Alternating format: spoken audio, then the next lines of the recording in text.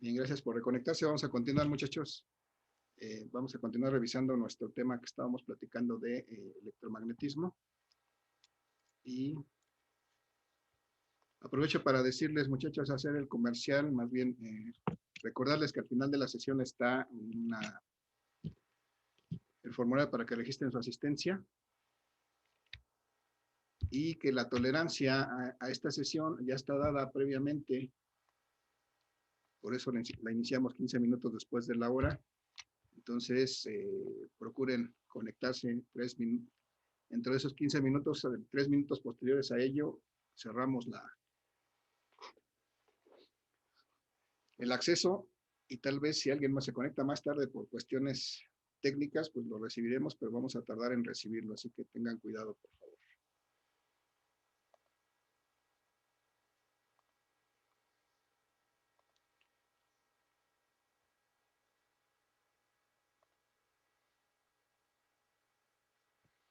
Bien, estamos entonces aquí revisando esto, que existe una similitud en la forma de determinar las fuerzas gravitacionales, eléctricas y magnéticas, y que las tres corresponden a la forma en que se determina la segunda ley de Newton, y las tres son debidas a campos. En el caso del peso es debido al campo gravitatorio de la Tierra, en el caso de la fuerza eléctrica debido al campo eléctrico que generan los cuerpos electrizados, y en el caso de la fuerza magnética pues es debido al campo magnético que generan los cuerpos magnéticos o magnetizados de alguna forma. Y entonces de esta expresión de la fuerza magnética, nosotros podemos determinar que el campo magnético lo podemos encontrar de cierta manera. Recuerden que este campo magnético lo simbolizamos con la letra B. Ya habíamos hablado de él hace algunos días cuando vimos la densidad de campo de flujo magnético, perdón.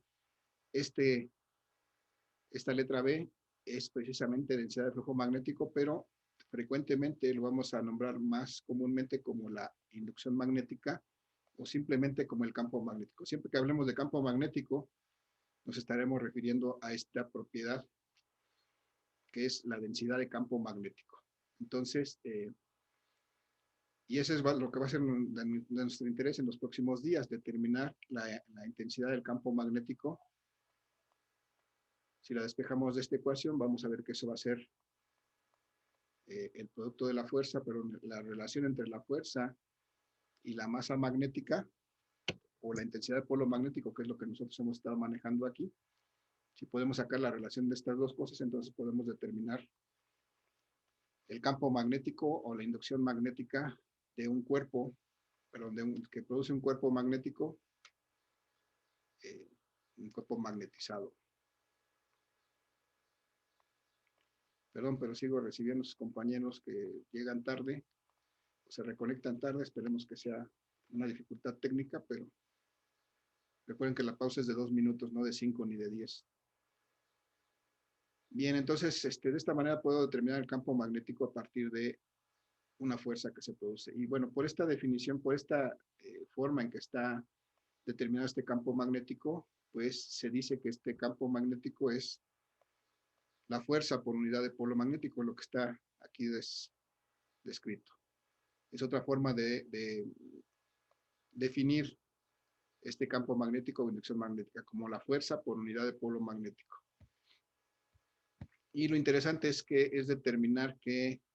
yo puedo determinar qué tan intenso es este campo magnético en las cercanías de un cuerpo magnetizado, magnetizante, no magnetizante, magnetizado más bien, un cuerpo que tiene propiedades magnéticas. Puedo determinar qué tan intenso es este campo magnético. Es decir, si yo habíamos visto y habíamos trabajado en los días pasados con polos magnéticos representados de esta manera, de manera puntual. Por ejemplo, si yo tengo un polo norte, ¿cómo represento su campo magnético, muchachos, de este polo norte?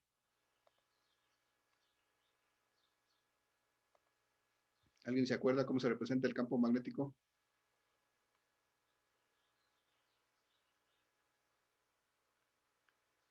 Muchachos, Lo vimos la semana pasada, la semana antepasada también. ¿Cómo se representa un campo magnético?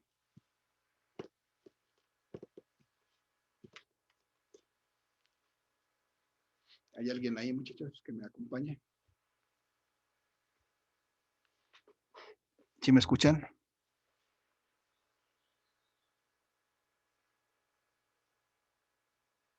Sí, perfecto.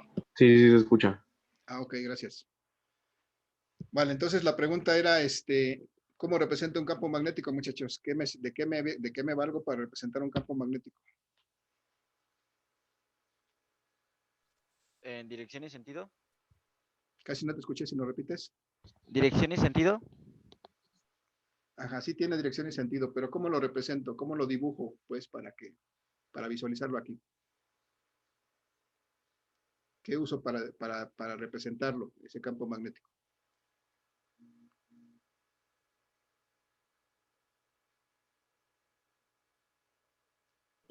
Con un plano cartesiano. Cuando necesito determinar su magnitud, sí, pero ahorita lo que quiero nada más es dibujarlo, ver que aquí existe un campo magnético. Ese es un polo norte y si dibujo líneas a su alrededor, estas líneas son líneas de fuerza, líneas de campo magnético y eso me permite representar el campo magnético de este polo norte. A ver, ya lo hice. A ver, ahora díganme, estas líneas de fuerza o de campo magnético que están en este polo norte tienen una cierta dirección establecida. ¿Hacia dónde van?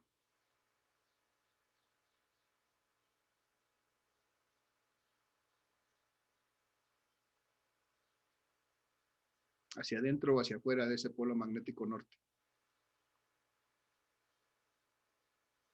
Van hacia afuera, ¿no? Van hacia afuera, todos lo hemos dicho, muchachos. Hemos dicho que eh, las líneas de fuerza magnética, las líneas de campo magnético salen de un polo norte y van a un polo sur. Aquí no está representado un polo sur. Si hubiera un polo sur, podríamos ver que están entrando a ese polo sur, pero como está representadamente solo el polo norte, pues estas líneas tienen esa dirección. Esa es la dirección del campo magnético. Precisamente esa es la dirección del campo magnético. Perdón. Entonces, este polo magnético, este polo norte, genera un campo magnético que puedo determinar a partir de las expresiones que tenemos aquí abajo. Pero bueno, cuando hacemos esta relación de la fuerza entre la unidad de masa, que es lo que tenemos aquí, finalmente llegamos a tres expresiones que me permiten calcular la intensidad de campo magnético en algún punto en la periferia de este cuerpo magnético o de este cuerpo magnetizado. Entonces voy a reescribir estas ecuaciones que tengo aquí. Si se trata de que el cuerpo está en el aire o en el vacío, pues voy a ver que puedo determinar este campo magnético, esta intensidad de campo magnético si multiplico la constante K por la masa o la intensidad de polo magnético. Recuerden que nosotros hemos estado manejando esta masa como la intensidad de polo magnético con una letra P mayúscula entre la distancia al cuadrado a la que se encuentra este punto donde yo deseo determinar el campo magnético. Si lo que hay es aire o vacío, también la puedo determinar de esta manera, multiplicando, perdón, este campo magnético lo puedo encontrar dividiendo la permeabilidad absoluta del aire o el vacío, dividida entre 4pi, y multiplicada por la intensidad de polo magnético entre la distancia al cuadrado. Finalmente, si es cualquier otro material el que estuviera alrededor de este polo magnético, puedo determinar la intensidad de campo magnético si multiplico la permeabilidad absoluta del aire o el vacío por la permeabilidad relativa de ese material, y eso lo divido entre 4pi, y luego multiplico por la intensidad de polo magnético que produce ese campo, y lo divido entre el cuadrado de la distancia que separa a ese campo del punto, digo, a ese polo magnético del punto donde quiero determinar ese campo. Bien, estas dos primeras son para aire vacío,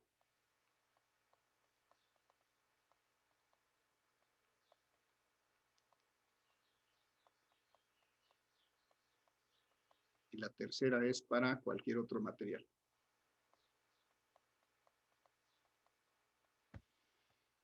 Bien, entonces tengo este caso, tengo un polo magnético que yo quiero determinar su intensidad de campo magnético en algún punto,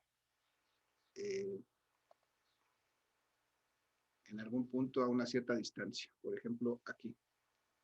Tengo aquí un punto que está a una cierta distancia de este campo magnético, de este polo magnético norte.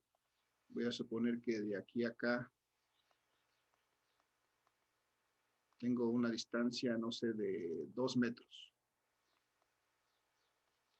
Y que este polo magnético tiene una intensidad de polo magnético, una intensidad de, no sé, de 5 amperes metro. Ya habíamos visto esto cuando vimos las fuerzas entre dos polos magnéticos. La intensidad de polo magnético de este polo que está aquí, este polo norte que está solito, es de 5 amperes metro. Y necesito determinar en este punto, a 2 metros de distancia, cuál es la intensidad de campo magnético de este polo. Entonces, si utilizo esta expresión, como veo, necesito saber qué es lo que hay alrededor de este polo magnético. Voy a suponer que lo que hay alrededor de este polo magnético es aire, o está en el vacío, y entonces voy a utilizar la expresión que me corresponda, muchachos. ¿Cuál de ellas puedo utilizar?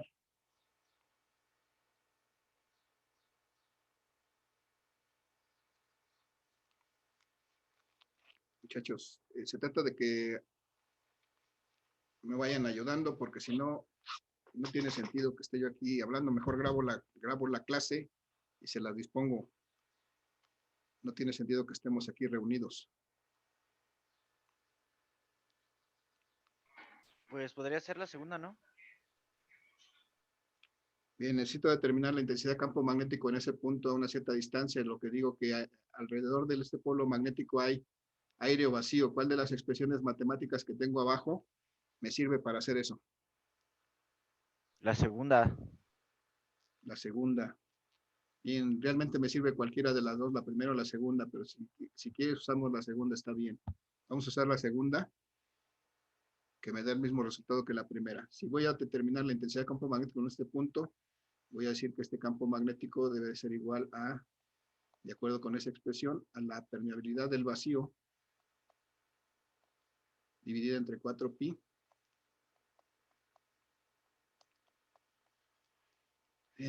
multiplicada por la masa, la intensidad de polo magnético, que es esta que tengo aquí, entre la distancia al cuadrado que separa el punto.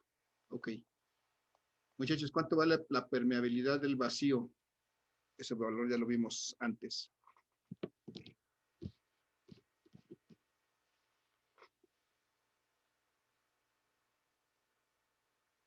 ¿Alguien se acuerda? ¿Alguien puede revisar sus notas de los días previos? ¿Cuánto vale la permeabilidad del vacío?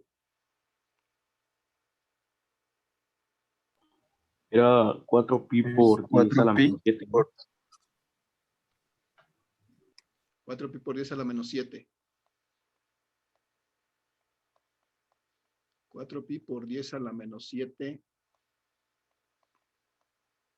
¿Qué unidades tenía esta permeabilidad del vacío, muchachos? Newton sobre amperes. Esa es una de las válidas, pero hay otras, porque en este caso, el Newton sobre amper cuadrado lo utilizamos cuando vamos a calcular fuerza.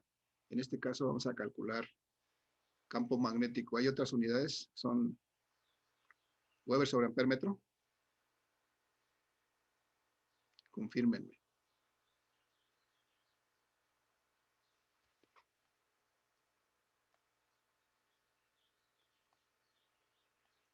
Weber sobre amper metro. Hay tres unidades que tiene esta permeabilidad.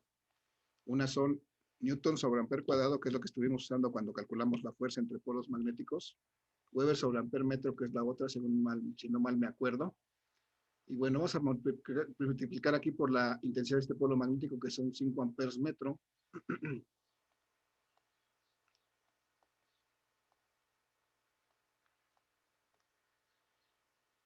Y vamos a dividir entre 4pi. Y luego vamos a multiplicar por la distancia al cuadrado. Esta distancia ya está en metros, pues lo expreso como tal, 2 metros. pero además lo tengo que elevar al cuadrado. Y bueno, ya que estamos aquí, vemos que 4pi con 4pi se van a eliminar, nos queda nada más el 10 a la menos 7, y entonces la inducción magnética va a ser igual a 5 por 1 por 10 a la menos 7, me va a quedar 5 por 10 a la menos 7. Estos amperes metro con estos amperes metro se van a eliminar y me quedan webers. Y 2 por 2, 4 metros cuadrados. Entonces, esta inducción, este campo magnético va a ser igual a 5 entre 4, muchachos, ¿cuánto es? 1.25. 1.25, gracias. 1.25 por 10 a la menos 7. Y las unidades son webers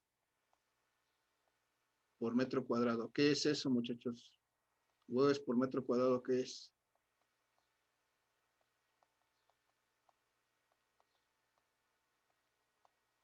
Todas son preguntas de examen, ¿eh?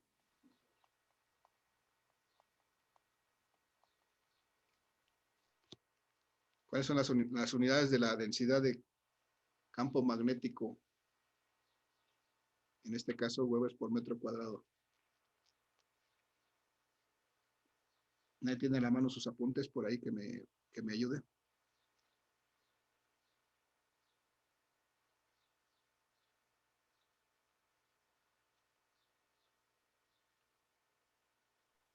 Un Tesla, ¿no? De las gracias, Monserrat. Exactamente, webers por metro cuadrado son teslas, y esa es la forma en que lo vamos a estar refiriendo más comúnmente como teslas. Ya hicimos ejercicios al respecto, muchachos. Hay que recordarlos porque la próxima semana incluyen el examen. Entonces, bueno, ya determinamos la intensidad de campo magnético. Tanto este vector, tanto esta fuerza como este campo magnético son realmente vectores. Y entonces, lo que determinamos ahora fue su magnitud, pero también habrá que determinar su dirección y su sentido en algún momento. Eso lo vamos a ver un poco más adelante. Pero hay que recordar que este campo magnético es una cantidad vectorial, una cantidad que tiene, aparte de magnitud, tiene dirección y sentido. Y entonces será interesante en algunos momentos determinar esa dirección y sentido para poderle dar una aplicación útil. Muchachos, hasta aquí el cálculo de la intensidad de campo magnético a una cierta distancia de un cuerpo magnetizado. ¿Alguna duda, pregunta, comentario?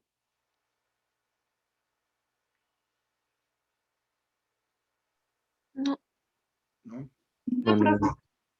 Vale, muchachos, les pido que por favor me ayuden a que hagamos esto un poco menos tedioso. Yo me puedo pasar hablando las 2 horas sin ningún problema, pero si ustedes no me retroalimentan y me van diciendo que se va entendiendo esto conforme vamos avanzando, pues yo pienso que todo se entiende y resulta que no es así.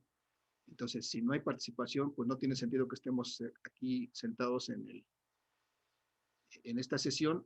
Lo que puedo hacer es grabarles la clase, se las pongo a disposición y me tardo menos, tal vez, pero entonces no llegamos al objetivo. Entonces, muchachos, les pido que expresen sus ideas. Puede ser que estén equivocadas, está bien, se vale equivocarse. Lo que no se vale es quedarse callado.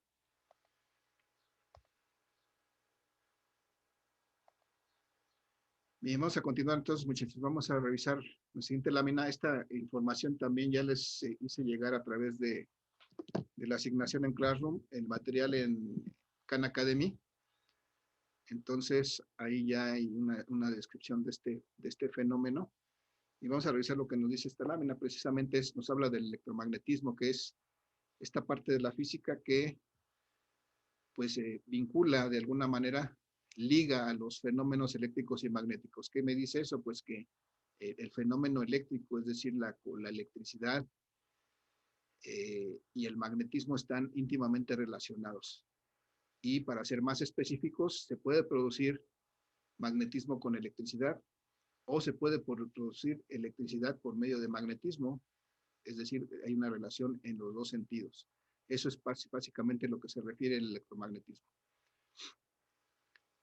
Esta parte de la física que relaciona los fenómenos magnéticos y eléctricos.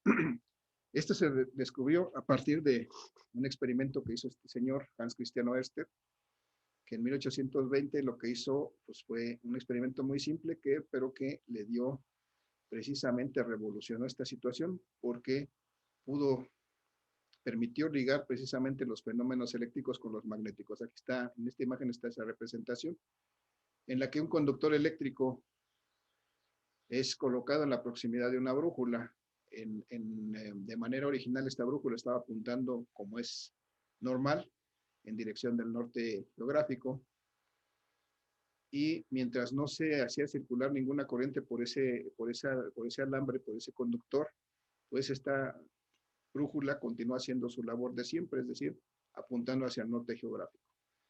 Una vez que se le inyecta, que se hace pasar una corriente eléctrica a través de este conductor que está próximo a esta brújula, se observa que esta aguja de la brújula se desvía hasta ponerse perpendicular al conductor, es decir, hay un movimiento de esta aguja de su posición normal, que es apuntando hacia el norte geográfico, hasta ponerse perpendicular a este conductor. Y en ese simple experimento, pues se evidencia que existe una relación entre la corriente que circula en un conductor y el magnetismo. Es decir, cuando esta corriente circula a través de este conductor, se genera un campo magnético que influencia a esta brújula y que la hace desviarse de su posición original hasta ponerse perpendicular. Y eso pone en evidencia que esta corriente eléctrica que circula por este conductor lo que genera es un campo magnético que puede influenciar esta brújula. Una vez que esa corriente eléctrica cesa y se deja de suministrar a este conductor, la brújula vuelve a su posición normal, es decir, apuntar hacia el norte geográfico, lo cual es su función primordial. Y entonces ese es el experimento, así de manera muy condensada, es el experimento que permitió precisamente ligar el fenómeno eléctrico con el fenómeno magnético. Y de ahí una serie de cosas que tienen aplicación en nuestra vida cotidiana y que ni siquiera tenemos a veces una noción de que es debido a este sencillo experimento se pudo llegar a esto. Entonces, en general, en el electromagnetismo decimos que toda corriente eléctrica cuando circula por un conductor lo convierte en un imán. Ese es el principio del electromagnetismo. Muchachos, hasta aquí alguna pregunta, duda, comentario. No, profe. No, profe. No, profe. Vale, gracias. Entonces vamos a seguir, vamos a revisar la siguiente lámina, en la que ya vamos a empezar a determinar campos magnéticos para diferentes configuraciones. En este caso, vamos a hablar primero de un conductor eléctrico recto, ¿no? Esto es lo que tenemos aquí representado, es un conductor, en amarillo está el conductor, la parte de arriba seguramente será un aislante que lo recubre, y aquí se muestra la dirección de una corriente eléctrica que va de un polo positivo a un polo negativo. Esta es una dirección que llamamos la dirección convencional, y de hecho es la que vamos a manejar de manera regular. Vamos a considerar siempre que una corriente eléctrica va de un polo positivo a un polo negativo. Esa es la dirección convencional. Pero antes de eso, muchachos, yo quiero preguntarles, ¿qué es una corriente eléctrica?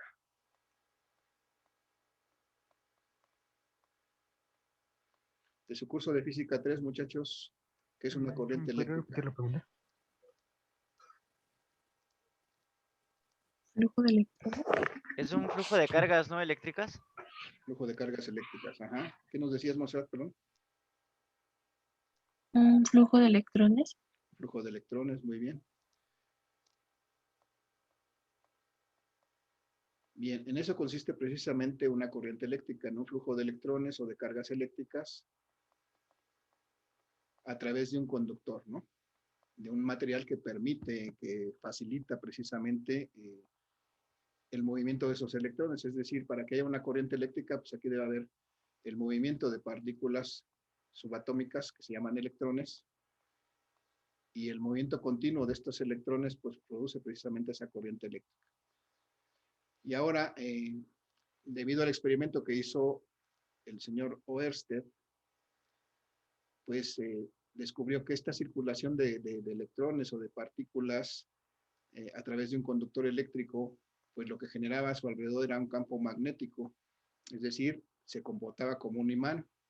Si nosotros acercamos a este conductor, cuando circula una corriente eléctrica, si acercamos una brújula, vamos a ver que esa brújula se va a desviar debido a este campo magnético.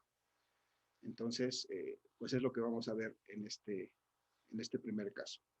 Y vamos a ver que, estos señores, Samper, Biot y Savart, son tres científicos investigadores en su momento. Los tres son de alguna manera contemporáneos y por separado llegaron a esta misma conclusión, que el campo magnético o la intensidad de campo magnético que se producía en un punto cercano a un conductor rectilíneo por el cual circulaba una corriente eléctrica, pues tenía ese campo magnético era directamente proporcional a la corriente, es decir, dependía de qué tanta corriente circulara en este conductor, por una parte.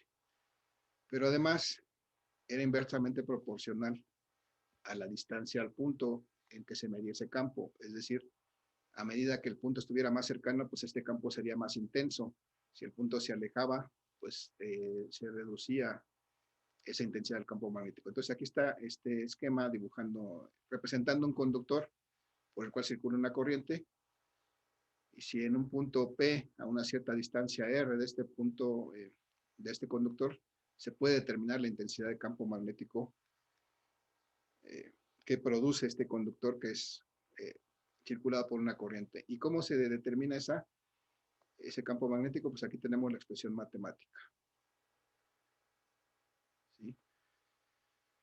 Aquí está expresada esta proporcionalidad con la corriente directa y esta proporcionalidad inversa con la distancia que separa al conductor del punto donde se quiere encontrar el campo magnético. Bien. Entonces vamos a tratar de aterrizar esto un poquito. Vamos a dibujar, por ejemplo, aquí tengo, esto que dibujo pretende ser un conductor eléctrico.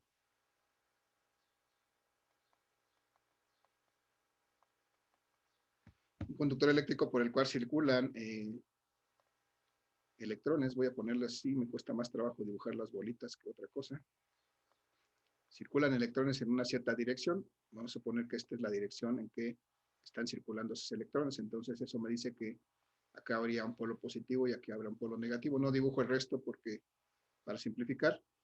Entonces aquí lo que está presente es una corriente eléctrica que voy a simbolizar con la letra I minúscula. Y esta corriente eléctrica es ese flujo de electrones a través de este conductor, este movimiento de electrones a través de este conductor. Estos son electrones, los voy a encerrar porque si no, no parece cualquier cosa. Y entonces estos electrones, cuando circulan a través de este conductor, lo que producen es un campo magnético a su alrededor. Voy a dibujar solamente en una sección, aquí en esta sección central, esas líneas de campo magnético que me permiten representar la existencia de un campo magnético alrededor de este conductor. Estas líneas son concéntricas, es decir, están alrededor de este conductor tomado como centro, y son líneas de campo magnético. En ellas, pues me sirven para representar que alrededor de este conductor hay un campo magnético. Entonces, si quisiera yo determinar la intensidad de campo magnético en algún punto, por ejemplo aquí, en el que puse la cruz, si quisiera yo determinar la intensidad de campo magnético en este punto,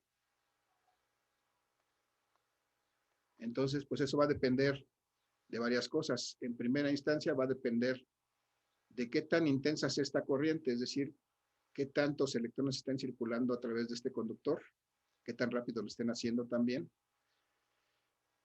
Y además va a depender de qué tan alejado o qué tan cercano esté este conductor a este punto donde yo voy a determinar la, la intensidad de campo magnético B. Entonces ahí están las dos cosas de lo que depende esto. Bueno, también depende de otra que es muy importante. Depende de cuál sea el medio en el que esté colocado este conductor. Normalmente esto puede estar en el aire o puede estar dentro de una cámara de vacío o puede haber algún otro material a su alrededor. Pero vamos a suponer que en este caso fuera aire lo que hay alrededor de este conductor. Entonces, debo de representar este medio como la permeabilidad, es decir, esa facilidad que me da lo que circunda este conductor para que las líneas de fuerza magnética se transmitan, pues.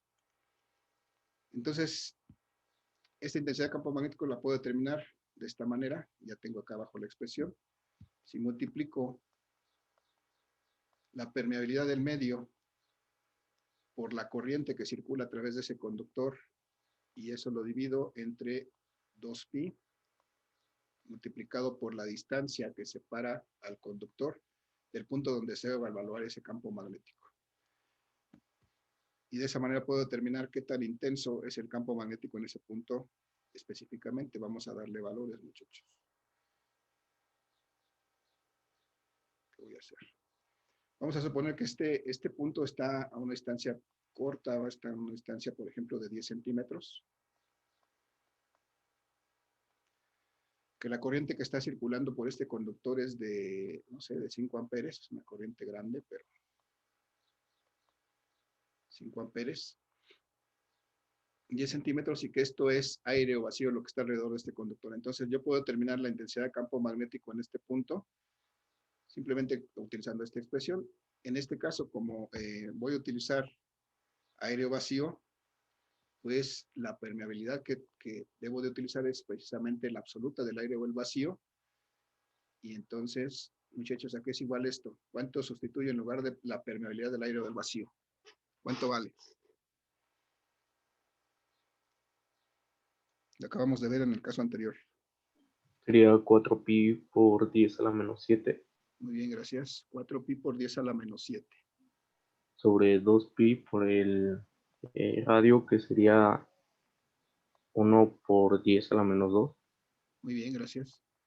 10 a la menos 7, 4pi por 10 a la menos 7, multiplicado por la corriente. En este caso dijimos que hay 5 amperes ahí abajo. 5 amperes. Sí. Perdón, aquí me faltaron las unidades antes de eso.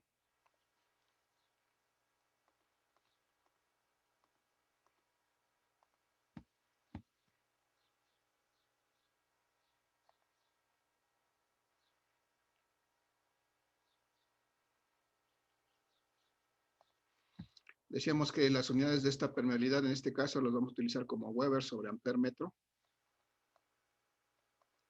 Y vamos a multiplicar ahora sí por la corriente que circula en este conductor, que son 5 amperes. Y ahora sí vamos a dividir, como nos decía el compañero González. ¿Cuál es tu nombre, González? Axel. Axel. Como nos decía Axel, entonces dividimos entre 2pi por la distancia r, que en este caso son 10 centímetros, y expresado en metros, como bien lo dijo, es 10 por 10 a la menos 2 metros. Metros. Bueno, esta es una m de metros y ya. Y ahora vamos a reducir. Entonces, este pi con este pi, para empezar, se eliminan. Si dividimos 4 entre 2, me queda aquí arriba un 2, que multiplico por estos 5, me va a dar 10, ¿no? 10 por 10 a la menos 7. Estos amperes con estos amperes se van a eliminar. Me quedan acá Webers por metro. Y entonces esto de aquí abajo, este ya se eliminó con el 4.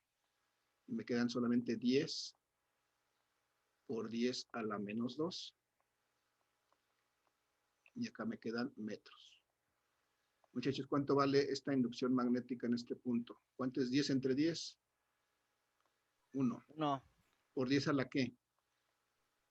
a la menos 5. Por 10 a la menos 5. 7 menos 7 más 2. Por 10 a la menos 5. ¿Qué unidades? Webers, ¿no? Serían Tesla. Pero bueno, se convierte a Tesla. Sí, pero hay que ver que al hacer esta operación me quedan Webers y metros por metros, metro cuadrado, que eso es Tesla. No se eliminan, sino que se juntan estos dos. Webers por metro cuadrado, eso precisamente es Tesla. Entonces, esta inducción magnética es de 1 por 10 a la menos 5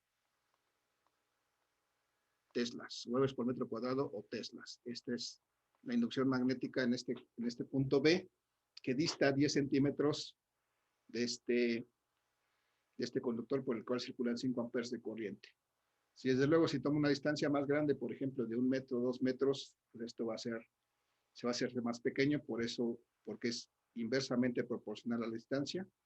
Si lo acerco más, desde luego va a ser más intenso, va a ser más grande. Por otro lado, si aumenta esta corriente, pues necesariamente aún a esta distancia va a aumentar esta intensidad de campo magnético. Si disminuye esta corriente a la misma distancia, pues va a disminuir la intensidad de campo magnético porque hay una relación directamente proporcional con esa corriente y así sucesivamente podemos analizar cada caso. Pero bueno, aquí determinamos, muchachos, ya la magnitud de este campo magnético. Muchachos, los que me ayudaron con su participación en este bloque, por favor escríbanme en el chat su nombre, nada más nombre y apellido para poder registrar su participación. Nombre y apellido, nada más nombre y apellido. Y en la siguiente sesión vamos a continuar revisando este tema porque nuevamente debemos recordar que esta inducción magnética es un vector, entonces necesitamos darle una dirección para expresarla correctamente. Eso lo vamos a ver en la siguiente sesión. Nada más les encargo, muchachos, los que me ayudaron en esta segunda parte, que me dejen ahí en el chat su nombre y apellido para registrar su participación. Muchachos, nos quedan 10 segundos. Nos vemos en la siguiente sesión. Que tengan un excelente día. Cuídense mucho. Nos vemos hasta la próxima. Gracias, profe. Igualmente. Por Profe. favor. Cuídese. Gracias.